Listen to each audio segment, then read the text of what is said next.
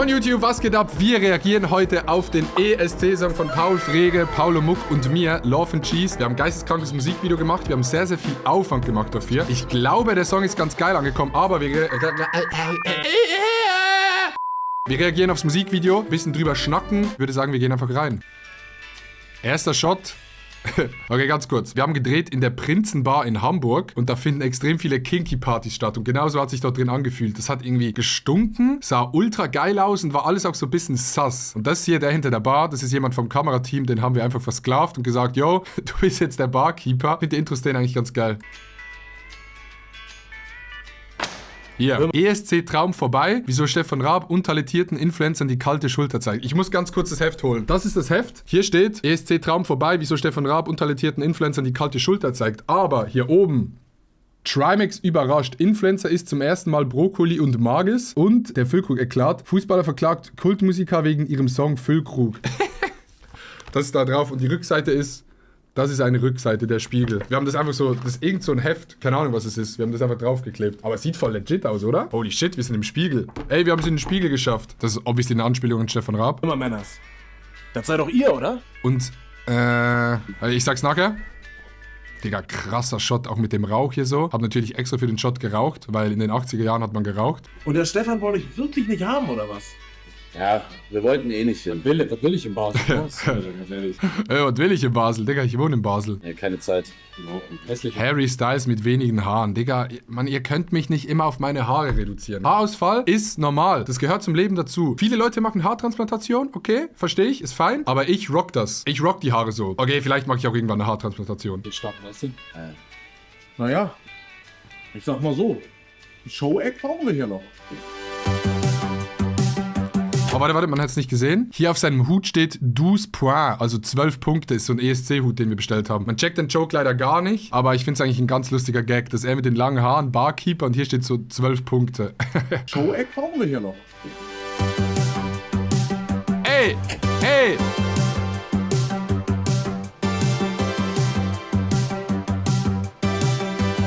Ja. Jeder will nach Sternen greifen. Immer mehr erreichen. Doch hey, heute ist mir der Himmel zu Sieht doch geisteskrank aus, die Location und alles, oder? weit. Menschen bauen Allraketen, Um dann auf dem Mars zu leben, doch hey! heute ist mir der Himmel zu weit. Ich finde es ganz bisschen schade, dass das Video nicht in 4K ist. Ich weiß auch nicht, wieso es nicht in 4K ist. Ich glaube, wir haben es in 4K gefilmt. Frege sieht richtig lässig in seinem Fit aus. Ich finde, Frege sieht aus wie so ein Mafia-Drogendealer. Paul sieht aus wie so ein Komponist aus 1800. Und ich sehe aus wie so ein Game Master von so einem scufften Casino-Spiel in Las Vegas. Braucht nicht viel. Zum Glücklichsein. Boah! Schau in deinen Kühlschrank rein.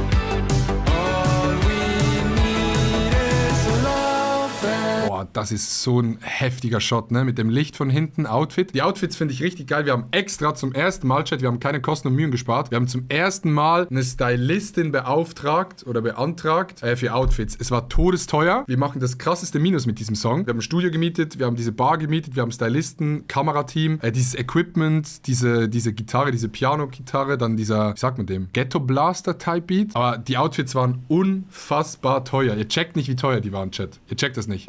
Cheese for the world. Seid ihr 3 beste Freunde? Tatsächlich hassen wir uns und machen nur berufliche Sachen zusammen. Ansonsten chillen wir gar nicht. Cheese for the world. Alles ist doch Käse ohne... Love.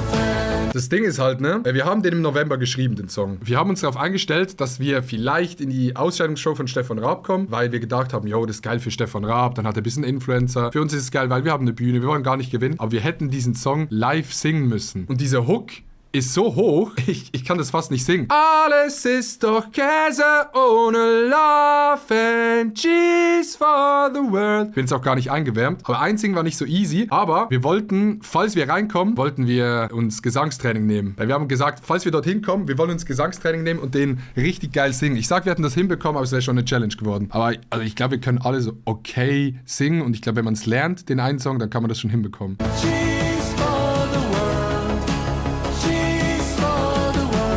Naja, die gewonnen haben, konnten auch nicht singen. Okay, du hast einen Punkt.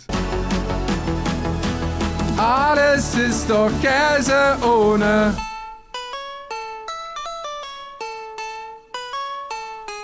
Love and Cheese. Ey! Dann haben wir noch diesen Tanz einstudiert. Ich glaube, Frege hat es gar nicht hinbekommen mit dem Tanz. Wir haben den so lange trainiert. Der ist gar nicht so schwer. Aber ich sag mal so, Frege ist jetzt nicht der krasseste Tanzprofi. Love and Cheese.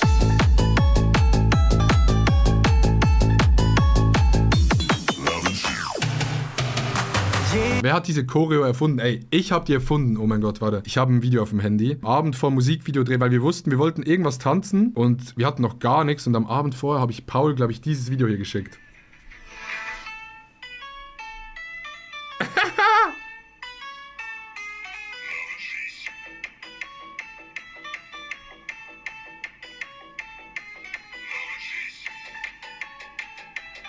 Oh no!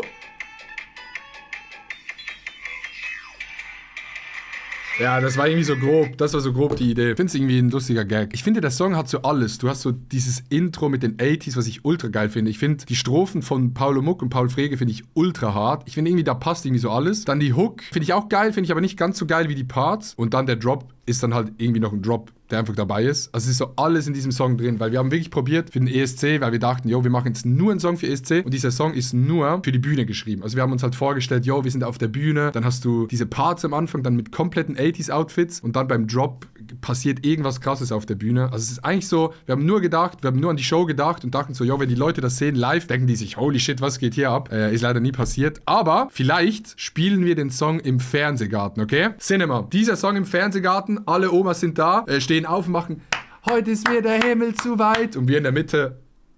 Jeder will in Flieger steigen und die ganze Welt bereisen, doch hey! Heute ist mir der Himmel zu weit. Menschen bauen Wolkenkratzer, da wo vorher so viel Platz war, doch hey, heute ist mir der Himmel zu weit. Ich finde aber, Paul und Paul haben ihre Parts extrem geil eingesungen. No joke. Es werden immer Leute in die Kommentare schreiben, oh, so viel Autotune, oh, KI, XY. Wir haben das alles echt eingesungen. Klar ist so ein bisschen was drauf. Aber ich finde, wir haben das eigentlich, für das wir jetzt keine Sänger sind, eigentlich ganz geil eingesungen.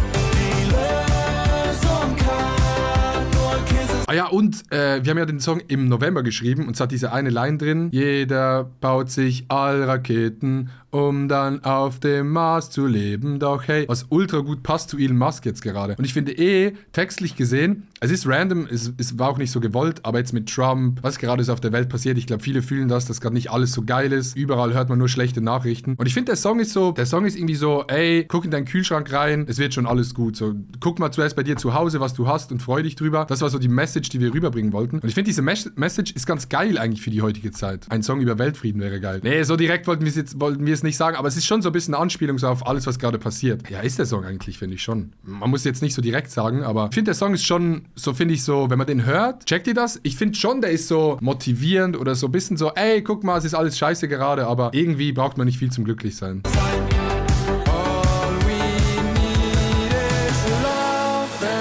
Cheese for the world, cheese for the world. Alles ist doch Käse ohne Love and cheese for the world, cheese for the world. Alles ist doch Käse ohne. Da da da da da da da da da. Love and Cheese.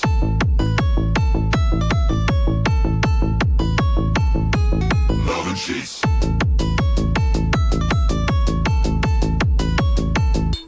Love and Cheese.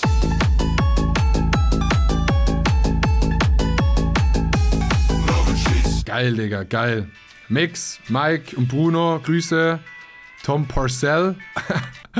Absage Stefan Raab. Danke, Stefan Raab, für die Absage. Barmann, irgendeiner aus dem Kamerateam. Shoutouts an Grisha. Location Prinzenbar. Video Leon. Leon Legende. Grüße gehen raus. Und jetzt, Chat, jetzt. Der Song Ballalalala richtig. Ich hoffe, die Leute haben den Joke am Ende gesehen und nicht weggeklickt. Der Song Ballalalala richtig. Denkt ihr, Stefan Raab hat das mitbekommen? Also, dass wir die TikToks gemacht haben. Vielleicht das rausbringen nicht, weil es jetzt nicht so der größte Hype war. No joke, ich sag, der hat's mitbekommen. Weil, also was ich so festgestellt habe in den letzten 1-2 Jahren in dieser Bubble und so, viel mehr Leute bekommen mit, als man denkt, bekommen etwas mit, als man denkt. Man denkt immer so, boah, die sind so groß und so. Der hat zu 100% Leute in seinem Team, die extrem jung sind, die auf TikTok unterwegs sind, die ihm vielleicht gesagt haben, ey, guck mal, die Jungen machen wir das, wäre das was für die Show. Ich sag, Stefan Raab hat's 100% mitbekommen. Das Video nicht, das hat er nicht gesehen, aber ich sag so, das Projekt, vielleicht im November oder so, die TikToks. Ich glaube, Stefan Raab befasst sich sehr krass mit allem, auch mit Influencern. Und ich glaube, Stefan Raab schließt sehr absichtlich Influencer aus, bekommt aber, glaube ich, alles mit. Digga, der Trimax verklagt wegen dem Event in der Lanxess Arena. Ich glaube schon, dass der das mitbekommen hat. Ich glaube, es hat alles ganz geil gepasst. Auf jeden Fall für die Ausscheidungsshow. Aber ist jetzt auch nicht schlimm. Song ist draußen. Hört euch das Ding an, Digga. Guckt das Musikvideo, streamt das Ding auf Spotify. Würde uns richtig freuen.